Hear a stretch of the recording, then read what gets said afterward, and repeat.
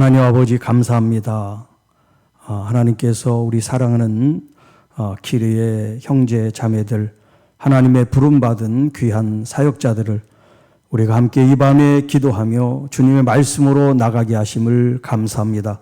성령 하나님, 이 시간 우리의 시공간을 초월하여 역사하심을 믿사오니 이 시간 그곳에 계신 하나님의 귀한 자녀들, 또 국내에 나와 계신 하나님의 귀한 자녀들 가운데 하나님의 선한 역사와 은혜를 베풀어 주시고, 특별히 사역 가운데 우리의 심신이 지치고 힘들고 병들고 아픈 우리의 상처들이 우리 성령님의 만지심을 통하여, 기름 부음을 통하여 치유되고 회복되는 은혜의 역사가 이 밤에 나타나게 하옵시고, 또 함께 참여하지 못하지만 있는 곳에서 같은 마음으로 기도하는 하나님 모든 사역자들, 동역자들을 축복합니다. 하나님 그들과도 동행하시고 역사하시고 우리 주님의 영광이 그 땅에 또 사역 가운데, 모든 하나님의 종들 심령 가운데, 사역 가운데 역사되게 하옵소서. 전하는 자나 듣는 자나 성령으로 하나가 되게 하시고 오직 하나님께 영광과 존귀를 돌릴 귀한 이 시간 되게 하옵소서. 성령 하나님, 이 시간 우리에게 말씀으로 말씀하여 주옵소서. 종이 듣겠나이다. 주님의 음성을 들려 주옵소서.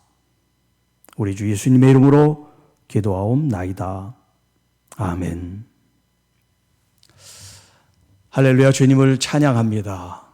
좋으신 주님, 또 우리를 사랑하시는 우리 주님을 이 시간 만남, 하나님의 말씀 가운데 우리가 만남을 갖기를 원합니다. 오늘 주신 하나님의 말씀은 구약성경 아가 2장 14절로 17절 말씀입니다.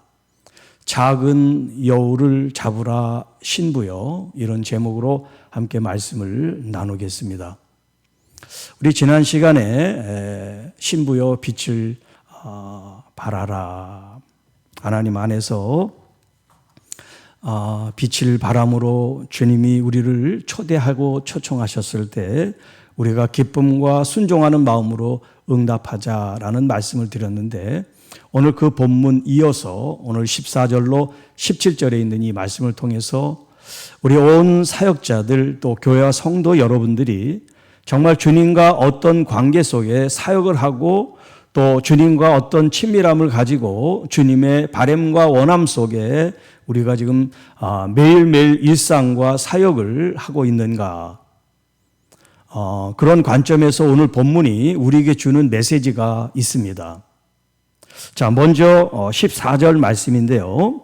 14절에 이 말씀은 신랑이 신부에게, 남자가 여자에게 하는 노래가 되겠습니다. 다른 말로 하여금 주님께서 오늘 여러분들 개인에게 하시는 말씀이라고 생각할 수가 있습니다. 그 주님이 우리 교회와 성도 여러분들, 사역자 한 사람 한 사람들을 뭐라고 부르시냐면 나의 신부여라고, 나의 비둘기여라고 부르고 계세요. 나의 비둘기여.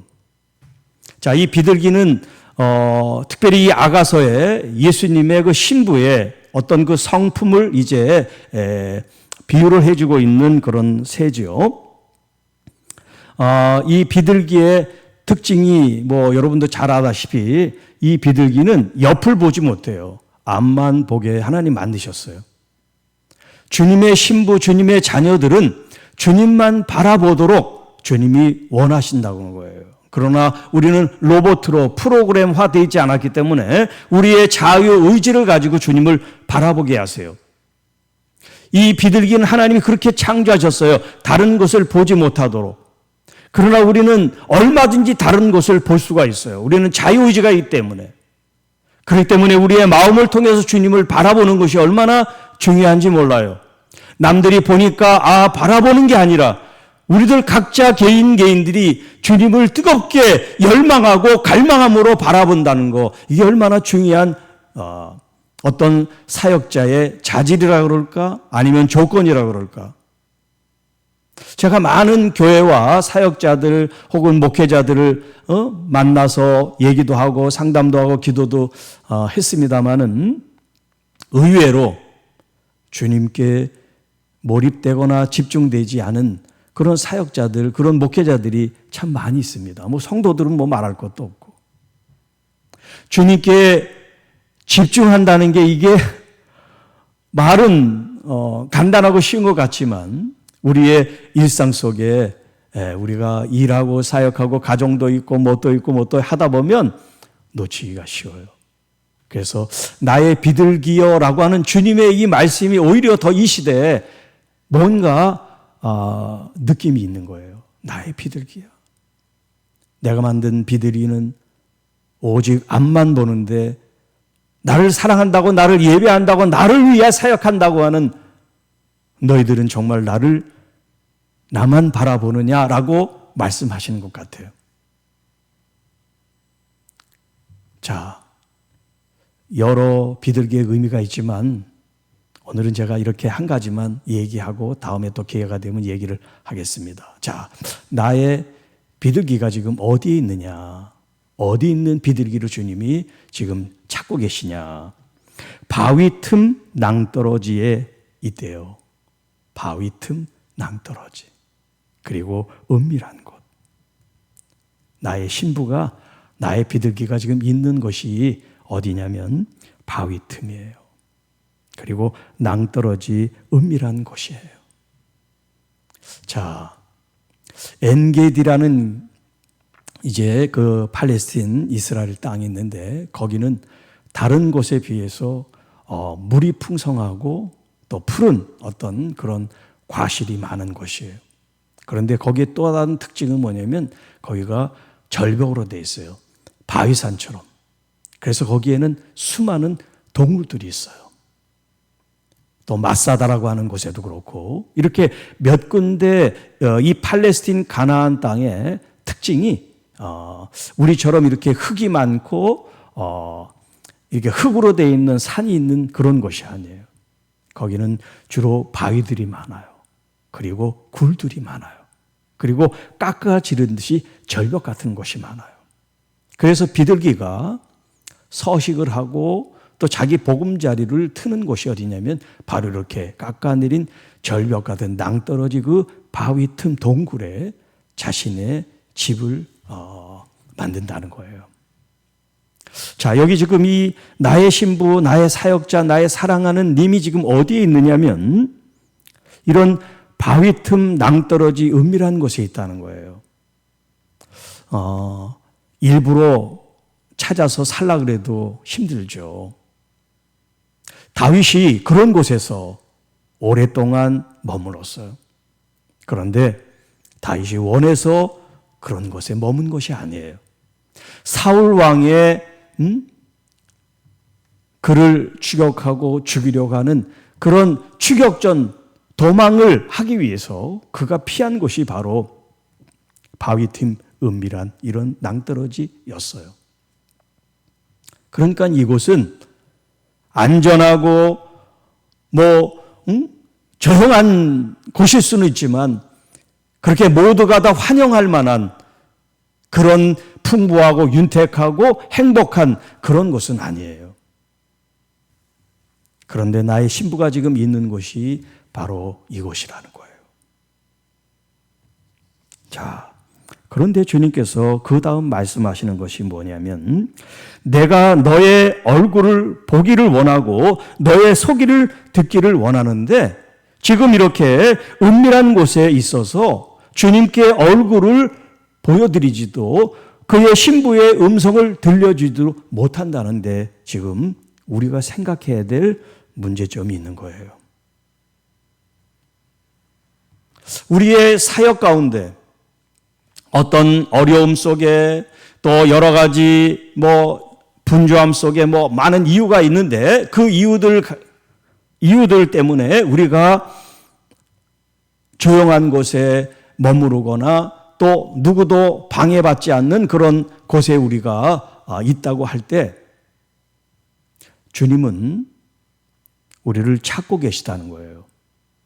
우리가 사람을 피하고 사역을 피하고 뭐를 피하고 다 싫어 하고 우리가 이렇게 은둔 생활 혹은 갇혀 있고 혹은 남들이 나를 보지 않게 하고 싶은 그런 환경들이 있을 수 있잖아요. 지금 이 신부가 그런 위기에 처해 있습니다. 신랑을 만나야 되는데, 신랑하고 대화를 해야 되고 친밀한 관계를 가져야 되는데 지금 어떤 이유로 번아웃이 됐어요. 어떤 이유로 침체가 됐어요. 어떤 이유로 무기력하게 됐어요. 어떤 이유로 실직이 났어요. 이렇게 여러 이유들이 우리의 삶 속에 있단 말이에요. 사람과의 관계 속에, 아니면 사역의 일에 치여가지고 여러 가지 이유들 가운데 우리들 자신이 이렇게 주님과 격리되고 떨어져서 있기를 원하는 그런 현실, 그런 삶의 모습을 할 수가 있다는 거예요. 그런데 주님께서는 우리에게 찾아오십니다. 어디까지? 바위팀 낭떠러지 이 은밀한 곳까지 주님은 찾아오세요. 그리고 나의 신부요, 나는 너의 얼굴이 그립고 보고 싶고 너의 음성을 듣고 싶어. 내가 너를 찾노라 라고 말씀하고 계세요. 자, 우리는 주님과의 관계 속에서 우리가 당면한 어떤 문제든지 피하지 않고 침체되고 혹은 무력한 그런 상태에 빠져 있다 할지라도 주님을 피해서는 안 돼요. 주님을 외면해서는 안 돼요. 그것이 가족 안에서, 사역 안에서, 동료 안에서 어떤 일로부터 상처가 왔든지 어떤 고난과 고통이 왔든지 어떤 불편함이 있더라도 주님과의 관계 속에서 주님을 회피해서는 안 된다는 거예요. 왜냐하면 주님은 우리 편이에요. 우리가 아무리 잘못하고 아무리 허물이 많고 아무리 실수투성이라도 주님은 우리 편이 되어주시기를 원하세요. 왜냐하면 주님은 나의 신랑이 되시기 때문에. 나를 위해서 십자가에서 목숨까지 내어주신 나의 주님이고 나의 친구고 나의 연인이고 나의 님이고 나의 하나님이시기 때문에 그렇습니다. 자, 그 주님께서 우리에게 요청하고 계세요. 15절에 우리를 위하여 여우 곧 포도원을 허는 작은 여우를 잡아라. 우리의 포도원에 꽃이 피었습니다. 이렇게 침체 혹은 은둔 혹은 어떤 자포자기, 절망, 좌절, 무기력, 허무증, 여러 가지 심리적인 혹은 마음의 아픔과 상처 속에 있지만 그를 향하여 주님께서 손 내밀면서 말씀하시는 건 뭐냐? 포도원을 허물은 작은 여우를 잡아라. 자, 그런데 그 여우를 잡는 데 있어서 목적이 뭐냐면 우리를 위하여라고 말씀하세요.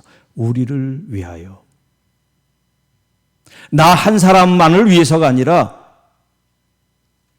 주님과 함께, 그리고 나와 함께 있는 가족과 함께, 그리고 사역을 하는 동료와 함께, 우리라고 하는 이 공동체, 그래서 연합이라고 하는 이 중요한 이 주제를 가지고 우리가 기도하는 겁니다. 나 혼자 나를 위해서가 아니라 우리 모두를 위해서, 주님의 이름으로 모인 모든 교회와 성도들, 사역과 가정을 위해서 주님께서 우리에게 말씀을 주고 계세요. 여우, 포도원을 허무는 여우를 잡아라. 왜냐하면 우리의 포도원에 꽃이 피었기 때문이다. 자, 그러면 이 포도원은 무엇을 의미할까요? 포도원. 작게는 주님이 주신 여러분의 가정일 수 있습니다. 그리고 믿음의 공동체, 교회일 수 있습니다. 그리고 더 나아가 이것은 하나님의 나라를 가리킵니다. 그리스도로 부름받은 사역자들이 함께 추구할 가치가 뭐냐? 그것이 바로 하나님의 나라죠. 하나님의 통치, 하나님이 역사하시는 하나님의 나라, 그것이 우리의 포도원인데 이 포도원을 허무는 여우가 있답니다. 그런데 여기 작은 여우라고 표현하고 있어요. 작은 여우. 그러니까 이 작은 여우 하니까 크기가 작은 그렇게 생각하는데 그게 아니에요. 여기 작은이라고 하는 것은 크고 작은, 스몰 이런 뜻이 아니에요. 번역은 스몰로 했는지 모르겠지만 제가 찾아보진 않았는데 그런 의미가 아니에요. 이 여우가 우리에게 피해를 입히고 이 포도원을 해치는 이것이 여기 이제 작다라고 하는 이 표현이 뭐냐면 무가치하다, 하찮다, 쓸데없다. 이제 여러 가지 그런 의미가 있는 단어를 쓰고 있어요. 이 작은이라고 하는 이 본래 단어가. 그렇기 때문에 지금 이 여우가 하나님 나라에서, 교회 안에서, 믿음의 가정에서, 믿음의 사역 가운데 역사하는 모든 것들이 하나님의 나라, 하나님의 관점에서는 의미 없는 일들이 지금 일어나고 있는데 그 피해는 상당하다는 거예요. 그렇지 않으면 이 작은 여우를 잡으라고 할 필요가 없죠. 왜 잡겠어요? 하나님 나라를 허는, 포도원을 헌다는 게 하나님 나라를 헌다는 거고 교회를 허문다는 거고 가정을 허문다는 그런 얘기니까요. 하나님 안에서는 그 가치가 하찮고 보잘것없지만 이 보잘것없고 하찮은 것이 우리 속에 역사할 때, 공동체 안에 있을 때 공동체가 무너지기도 한다는 거예요. 자, 이 여우에 대해서 좀 이따 다시 말씀드리고, 우리의 포도원에 꽃이 피었다라는 표현은 뭐냐? 자, 이 포도나무에서 포도 열매가 맺는데 열매가 맺기 전에 먼저 꽃이 핀단 말이에요. 꽃이 먼저 피고 열매를 맺어요. 그러니까 이 포도나무의 궁극적인 목적은 뭐냐면 꽃만 피우는 게 아니에요. 열매를 맺는 거죠. 열매를 맺는 거. 그런데 열매를 맺지 못하게 한단 말이에요. 누가? 여우가. 열매를 맺지 못하는 나무는 쓸모가 없죠. 그래서 무화과 나무도 열매가 없어서 주님께서 저주하셨지 않습니까? 또 포도나무 비유를 통해서 우리에게 말씀하실 때 우리가 열매를 많이 맺으면 맺을수록 아버지 하나님께 영광을 돌리게 된다. 그리고 참 내 제자인 줄 알게 된다라고 말씀하시잖아요. 우리는 주님 안에서 사역자로서 우리 나름대로 사역의 어떤 그런 결실 열매들이 있을 거예요. 물론 그것이 정말 주님이 원하는 그 100% 주님이 원하는 열매인가라고 하는 것은 다른 문제이지만 그걸 좀 차치하고라도 중요한 것은 지금 우리 공동체 안에 있는 이 여우가 그 열매를 맺지 못하게 한다는 거예요. 열매를. 사역을 망칠 수 있다는 거예요. 가정을 망칠 수가 있고 교회를 망칠 수가 있다라고 지금 예수님이, 우리 주님께서 지금 우리에게 말씀하고 계십니다. 자, 그러니 이 여우, 작은 여우를 잡는 일이 이게 얼마나 중요한 일이에요. 자, 그러면 이 작은 여우가 무엇을 의미하느냐라는 거죠. 진짜 여우가 아니라 포도원을 허무는 이 여우가 무엇일까요? 이것은 공동체 안에 어떤 대상일 수도 있고 어떤 행위일 수도 있어요. 또 조금 더 세밀하게 들어가면 우리 사역자들, 저를 포함한 우리 목회자들, 사역자들, 우리 리더들, 지도자들 자신일 수 있어요. 내 자신.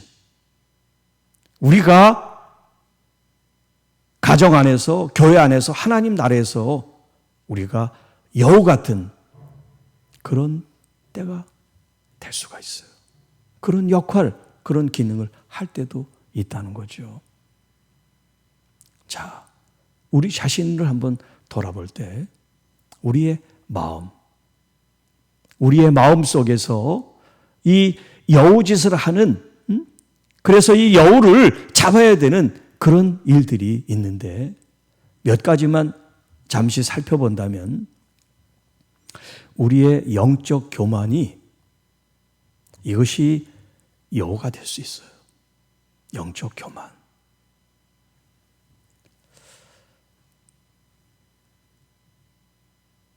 우리 주님께서는 주님의 마음을 본받으라. 내 마음은 온유하고 겸손하다라고 말씀하시는데 우리는 사역을 하면서 이 교만에 빠지기가 쉽습니다. 영적 우월감에 도취될 때가 있어요. 이게 공동체를 허무는 여우라고 생각을 안 해요. 그리고 이것이야말로 연합을 깨버리는 아주 무서운 독소인데 잘 몰라요. 여러 핑계를 대면서 다른 모습으로 포장을 하지 스스로 내가 영적인 교만이 있는지 영적인 우월감을 가지고 있는지 잘 분별이 안 될 때가 많아요. 특히 우리 목회자들과 사역자들 가운데 그렇습니다. 이것이 자신을 허물고 공동체를 허문다고 생각을 안 해요. 그리고 시기심과 질투심이에요. 시기심과 질투심. 이것이 우리 안에 있는 여우예요. 사촌이 땅을 사면 배가 아프다는 그런 속담도 있는데 그리스도 안에서 내가 하지 못하는 일을 다른 사람이 했을 때 정말 존중하고 기뻐해주고 진정으로 하나님께 감사해야 되는데 그러지 못할 때가 있단 말이에요. 에이, 그까짓 거 누구는 못해. 그 사람의 수고와 노력을 한순간에 폄하시키고 평가절하를 하고 말로 그 사람의 모든 수고를 물거품으로 만들어버리는 그런 말들, 그런 행동들이 우리들 속에 잠재되어 있고 표출될 때가 있습니다. 이게 바로 공동체를 허물고 하나님 나라를 허무는 아주 나쁜 요소들이에요. 그런데 그렇게 늘 말하는 사람 늘 습관이고 패턴이고 자기 성격이라고 생각하지 그게 시기 질투심에 의해서 한다고 생각하지를 않는단 말이에요. 이 외에도 다른 사람을 저 사람이 바로 여우짓을 하는구나. 저 사람을 때려잡아야지. 그게 아니라 우리 속에 내 속에 너무나 많은 여우들이 있는 걸 우리가 알아야 된다는 거예요. 그래서 여러분 왜 큐티를 하고 경건회를 하고 말씀을 읽고 말씀을 묵상하고 기도를 할까요? 그것은 성경 지식을 많이 우리 어떤 말씀의 어떤 정보 이런 것들을 더 많이 알기 위해서가 아니에요. 나 자신을 말씀의 기준에 세워서 말씀이 거울이 돼서 나를 계속해서 비출 수 있게 하기 위해서예요. 그래야 내 속에 여우를 내가 잡을 수가 있어요. 아, 주님, 내가 이 순간 교만했습니다. 내 순간 내가 시기심이 발동했습니다. 그래서 정말 주님께서 하신 일, 나를 통해서만 하시는 게 아니라 지금 다른 사역자들, 다른 목회자들, 다른 하나님의 사람들을 통해서 하나님은 역사하시고 성령님이 역사하시는데 그 일에 대해서 폄하하고 내가 한 일이 아니라 그것을 평가절하하고 손가락질하고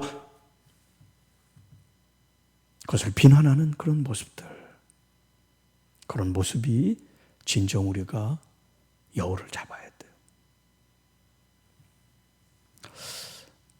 제가 이렇게 성령 사역을 합니다만 특별히 뭐 성령 사역을 한다고 막 이렇게 광고하고 나타내지는 않아요. 저희 교회 이제 이 동영상이 한 2,000편 정도 말씀이 이제 올라와 있는데 그 말씀들을 들어도 뭐 성령님이 그렇게 크게 이렇게 많이 표현되진 않아요. 그런데 표현되고 안 되고를 떠나서 제 마음 중심이 성령님이 항상 말씀하실 수 있도록 성령님 안에 호흡하고 살아가는 게 중요하다는 거예요. 그렇기 때문에 성령님의 역사가 나타나고 기름 부음의 역사가 나타나기, 성령님을 바라보고 성령님에 대한 갈망과 갈급함이 없이는 성령님이 우리 안에 역사하시지를 않기 때문에 그렇습니다.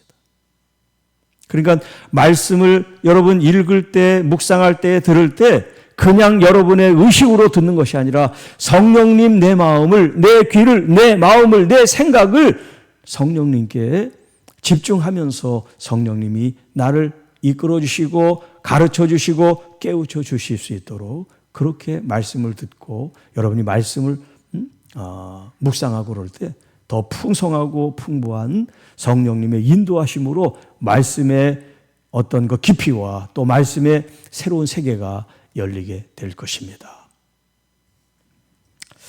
자, 세 번째는 16절입니다. 내 사랑하는 자는 내게 속하였고 나는 그에게 속하였도다. 그가 백합화 가운데서 양떼를 먹이는구나. 자, 이 말씀은요, 지금 위에 두 절은 신랑이신 주님이 교회와 우리들을 위해서 말씀을 주셨다면 이 16, 17절 두 절은 신부인 교회와 성도, 우리들 자신이 주님께 고백하고 있는 내용이라고 할 수가 있겠습니다. 자, 내 사랑하는 자는 내게 속하였고, 지금 이 여인이, 신부가 주님께 하는 말이에요. 내 사랑하는 자는 내게 속했고 나는 그에게 속해 있습니다. 이 말씀을 들으면 여러분들이 전혀 문제를 못 느끼실 거예요. 이게 무슨 문제인가? 주님이 내게 속했고 내가 주님께 속했다는 게 이게 당연한데 뭐가 문제인가? 아마 그러실 텐데 지금 이 고백에는 상당한 문제가 있어요. 네. 제가 문제라고 얘기하는 게 아니라 이 아가서 전체에 이 지금 16절, 2장 16절이 문제가 있음을 스스로 말해주고 있어요. 왜냐하면 제가 지금 이걸 다 시간이 없기 때문에 자세히 말씀을 못 드리지만 이 2장 16절이 뒤로 가면 표현이 달라져요. 표현이 달라져요. 어떻게 달라지냐? 내 사랑하는 자는 내게 속했다. 그리고 나는 그에게 속했다라고 하는 이 표현이 서로 바뀌어요. 바뀌어요. 이게 무슨 의미냐? 지금 이 대화의 중심은 누구냐? 주체는 누구냐? 신부인 나예요.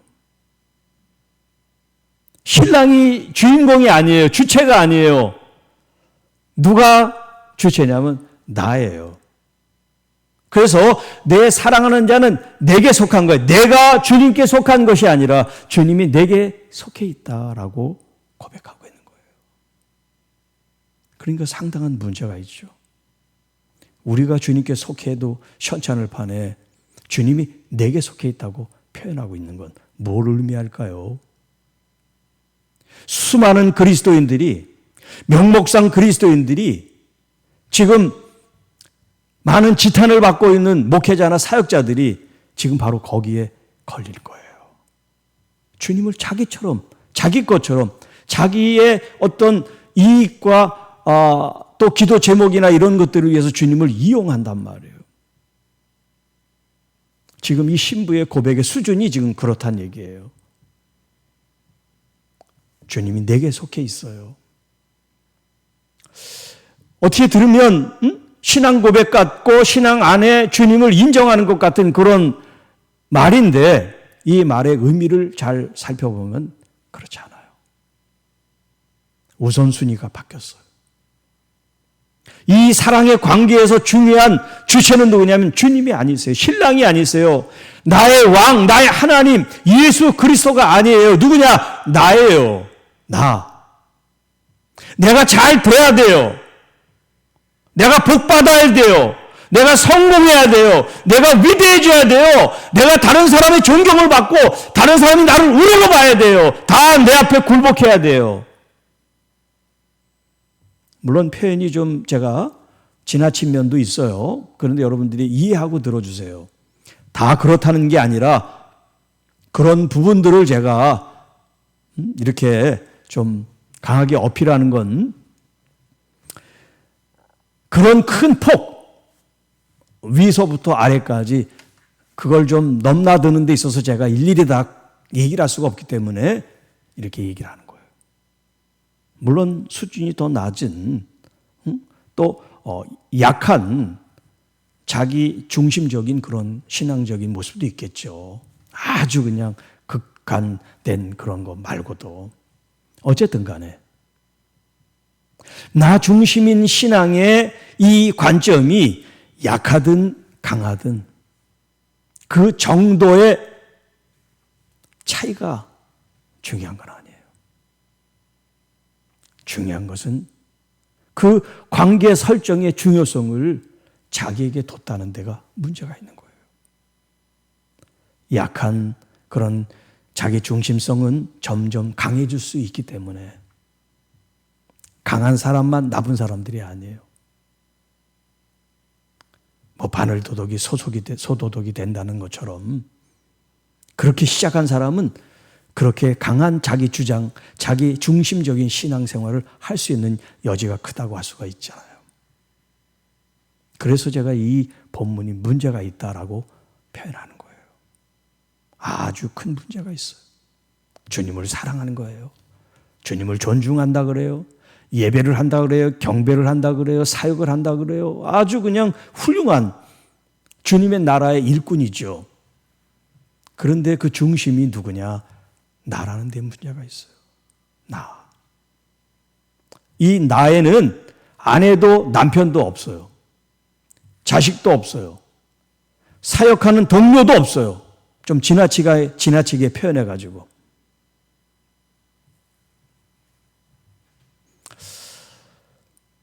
어떤 상담자가 뭐 TV에 나와서 하는 거니까 공개적인 거니까 제가 공개적으로 얘기를 해도 뭐 괜찮겠죠.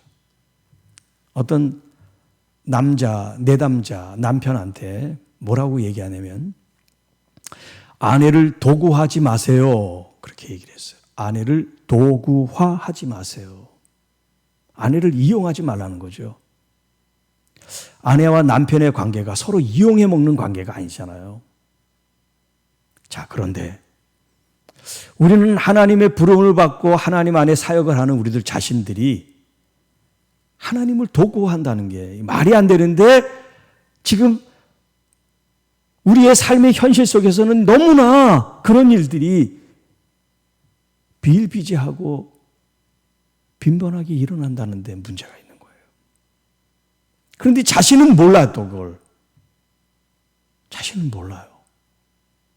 자기 중심적, 아주 큰 자기 중심적인 그런 신앙적인 모습을 하고 있는데 자기만 몰라. 이게 가장 큰 블라인드 스팟처럼 맹점이에요. 다른 사람은 다 보고 있는데 나 자신 나를 보지 못하는 거. 지금 이 16절에 이 신부가 그런 모습이에요. 자, 그는 물론 신랑 주님이시죠. 그가 백합화 가운데에서 양떼를 먹이신다. 그래요. 주님께서 양떼를 돌보시고 주님께서 우리를 보살펴 주세요. 네, 우리가 실수하고 또 우리가 이기심을 갖고 나 중심적이라도 주님은 우리를 내치거나 버리지 않으세요. 그렇다고 해서 주님이 우리의 모든 허물과 잘못을 잘했다고 말씀하시지 않는다는 거죠. 주님은 주님의 일을, 주님의 사역을 하고 계신 거예요. 이제 우리가 주님의 이 사역을 돕는 자로서 또 주님과 함께 동역하는 동역자로서 주님과의 관계를 다시 빨리 재수정해야 돼요.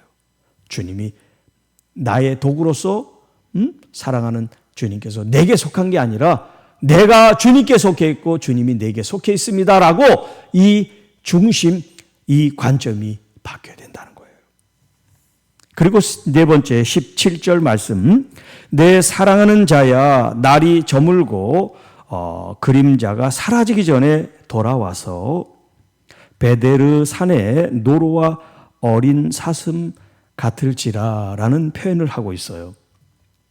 자, 이것은 지금 이 신부가 신랑을 지금 부르고 있는 그런 초청하는 그런 말씀인데요. 날이 저물고 그림자가 사라지기 전에 라고 하는 것은 이제 그 황혼, 해가 다 이제 지고 밤으로 어둠으로 들어가는 그런 시점이죠. 그래서 지금 이 어둡기 전에, 쉽게 말하면 어둡기 전에 돌아와서, 여기 지금 베데르라고 하는 이 산은 뭐 여러 가지 그런 의미들이 있습니다만 진짜 어느 산, 뭐 태백산, 뭐 한라산 같은 그런 산을 지칭하는 게 아니라 좀 험한 산, 험준한 그런 산을 지금 이렇게 베데르 산이라는 표현을 쓰고 있어요. 왜냐하면 이스라엘의 그 산들이 다 그렇게 험악한 이런 산들이기 때문에. 그래서 노루와 어린 사슴 같아라는 것은 뭐냐면 그런 험한 산이지만 그 산에서 여기 노루나 이 사슴들이 민첩하고 또 활발하고 활동성 있는 이런 모습으로 뛰어노는 그런 모습처럼 함께 어둠이 오기 전에 함께 시간을 보내고 함께 교제하고 함께 하기를 원하는 신부의 마음을 표현하고 있어요. 자, 여러분, 우리의 삶이 베데르 산이에요. 험하고 또 어렵고 힘들고 외롭고 지치고 고나고 피곤하고 질병 있는 그런 삶이에요. 베데르 산이 우리의 삶이에요. 자, 그런데 우리의 그런 척박하고 어렵고 힘들고 답답한 이 현실 속에 우리 주님은 마음껏 뛰어노시듯이 이런 환경을 초월해서 주님을 활동하시고 역사하시고 능력을 베푸시는 주님이시라는 거예요. 내 사랑하는 자요, 이제 어둠 속에 있기 전에 오셔서 나의 이런 험하고 어렵고 힘든 상황이지만 우리 주님이 함께 계시면 함께 기쁨으로 감사하는 마음으로 뛰놀며 행복하게 살 수 있습니다라는 고백을 하고 있어요. 자, 지금 14절에는 이 신부가 은둔하고 은밀하고 갇혀있고 회피하고 기피하고 뭔가 숨어든 것 같은 그런 모습이죠. 이 신부를 끄집어냅니다. 나오게 합니다. 공동체로 나오게 합니다. 그래서 이 공동체를 허무는 여우를 잡으라고 적극적으로 그냥 침체되어 있어서 그냥 포기 좌절하지 말고 스스로 일어나서 주님과 함께 계시기 때문에 역동성과 긍정성을 가지고 우리 안에 있는 적 내부에 나를 허무는 우울증이든 아니면 뭐 여러 가지 요인들이 많을 텐데 그런 것들을 이제 예수 그리스도의 이름으로 보혈로 그것을 천에 승리하게 하라는 말씀이고, 또 16, 17절은 이 신부, 교회가, 성도가, 우리 사역자들 한 사람 한 사람들이 나 중심인 삶에서 이제 주님인 중심으로 삶을 이제 우리가 개선하고 향상시키고 성장해가는 신앙의 모습 가운데 험한 산, 아까 말했던 이 바위틈 낭떠러지 은밀한 곳이지만 이런 험한 산, 험한 환경 속이지만 주님이 함께 계시면 우리 속에 즐거움과 기쁨과 감사가 넘칠 수 있습니다라는 고백으로 오늘 이 본문이 마치고 있습니다. 자, 이제 말씀을 정리합니다. 작은 여우를 잡으라 신부요. 우리는 자꾸 어떤 다른 대상에게 문제를 이제 찾으려고 그래요. 공동체의 문제, 또 내가 이렇게 갈등하고 이런 힘든 이런 관계의 어려움 다 상대방, 다른 사람, 남에서부터 시작을 해요. 사실은 나로부터 시작해야 됩니다. 나로부터. 남편과 아내가 문제가 있습니까? 네, 상대방을 이야기하기 전에 먼저 나를 돌아보고, 교회 안에 같은 사역자들, 같은 성도들 안에 있을 때 다른 사람 때문에 내가 이렇게 힘들어. 네, 물론 그런 점도 있겠지요. 그러나 먼저 나를 돌아볼 수 있는, 그래서 내 안에 작은 여호가 없는지, 그래서 정말 그것을 발견했을 때 예수 그리스도의 이름으로 그것을 끊어내고, 그리고 내 마음을 새롭게 주님 창조하셔서 주님께서 나의 영을 새롭게 하시고 내 마음을 새롭게, 내 정신을 새롭게 하셔서 하나님의 말씀으로 지음받은 하나님의 자녀로 이전 것은 지나갔으니 보라 새 것이 되었다는 이 하나님의 말씀의 선언에 따라 주님 새로운 사역과 삶을 통하여 하나님께 영광을 돌리기를 원합니다. 그런 자세와 그런 태도를 가지고 주님 앞에 임할 수 있기를 원합니다. 사역하며 곤고하고 지치고 병들고 힘든 여러분들, 우리 주님이 위로해 주시고 또 주님 안에서 회복이 되고, 그래서 주님 나라를 이루어드리는 진짜 사역자들, 선교사님들, 주님의 자녀들이 되시기를 축복합니다. 여러분의 있는 그곳이 베데르 산이고 바위 틈 낭떠러지 은밀한 곳일지라도 주님은 그곳까지 찾아오세요. 아무개야 많이 아프지? 아무개야 나를 기다렸지? 여러분, 세상의 길을 여는 대신 여러분의 마음과 영혼의 길을 주님께로 향하시기 바랍니다. 그런 밤이 되기를 원합니다. 이 밤에 기도할 때 우리 주님이 여러분의 아픔과 상처, 여러분의 외로움, 또 여러분의 어떤 속에 있는 그런 갈등, 그런 연약함들, 이런 모든 부분들을 하나하나 만지셔서 새로 고쳐주시고 회복시켜 주시는 그런 은혜가 넘치는 이 연합 기도회가 되어지기를 주님의 이름으로 축복합니다. 잠깐 기도합니다. 하나님 아버지, 감사합니다. 우리에게 주신 말씀을 받습니다. 때로는 나를 들여다보고 나를 직시하는 것이 힘들고 어려울지라도 주님, 먼저 나를 잘 바라보고 분별하고 말씀에 서서 새로운 주님의 관점과 또 말씀의 깊은 깨달음을 통해서 우리가 좀 더 나은 하나님 안에서의 자유롭고 또 신실하고 또 성실하고 또 거룩하고 존귀한 하나님의 자녀로서의 재창조된 모습을 통해서 먼저 가정에서 남편과 아내를, 또 자녀들을, 그리고 사역 가운데 동역자들, 사역자들을, 그리고 교우들과 성도들을, 그리고 모르는 이웃들과 지나가는 나그네들까지도 우리가 정말 예수 그리스도의 이름으로 마음으로 품고 축복하고 주님의 이 귀한 말씀들, 이 복음을 증거하고 나타내고 열매 맺을 수 있도록 주님 인도해 주옵소서. 이 모든 말씀 우리를 구원해 주신 우리 구주 예수님의 이름으로 감사하며 축복하며 기도하옵나이다. 아멘.